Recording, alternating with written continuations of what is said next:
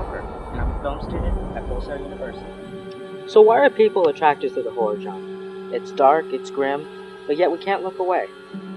Well, tonight I'm going to talk to you about the evolution of the horror genre and how it's tapped into all of our primal fears. Sit back, relax, and enjoy the Spook Show. Some of the earliest horror movies date back to the era of filmmakers George Méliès and Thomas Edison. The first horror films depicted surrealist universes and drew heavily from famous works of fiction and artwork. Horror of the period required lighting techniques and other interesting visual tricks to bring these creatures and the worlds they inhabit to life. The conventions established in these early films have become synonymous with the horror genre, such as the fear of lands outside civilization, scientific abominations, and of course the idea of things going bump in the night. During the 1920s and 30s, the horror genre exploded. The advent of sound added a dimension of shock to the elements presented on screen, culminating in more suspense and tension. Creatures howled, monsters grunted, and the echoes of footsteps offered an eerie touch to gothic and dark locations. The films, though frightening, drew more on fantastic elements and offered a sort of escape for Depression-era audiences. By the 1940s, horror became a booming genre that ushered in many sequels, monster mashups, and even its share of social commentary. The 1950s are often considered the era of the spook show.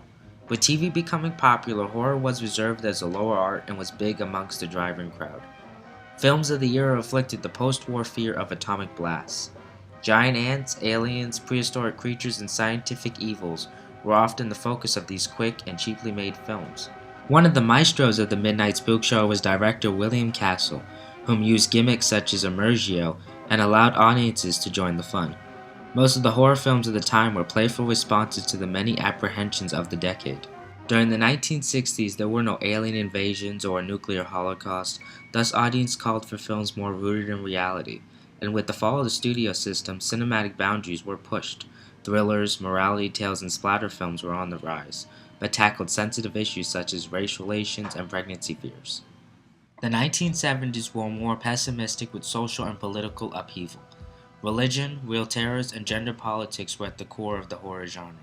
Once again, horror was used as a tool for social commentary.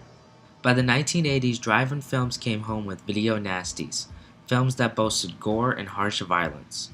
Horror had reached the pinnacle in practical effects, which was seen as both a positive and negative for the genre. The effects were finally up to par with the visions of the filmmakers, but these films were not rated on direction or acting and often failed to have any real purpose. They were purely made to please fans of gore and violence. It became purely style over substance, and horror became a landfill of cheap titles and their sequels. By the 1990s, the horror genre became laughable and comedic. But with films such as Scream, the horror genre once again became topical. It was unexpected, self-aware, and poked fun at the cliches of the genre. Today, horror is still evolving, reflecting our fears and returning to its early roots.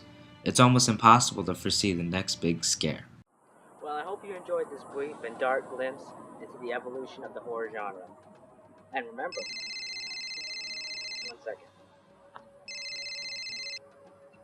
Hello? They're coming to get you, Andy. Well, I think that's my cue to get out of here. Good night, sweet dreams, don't let the monsters bite.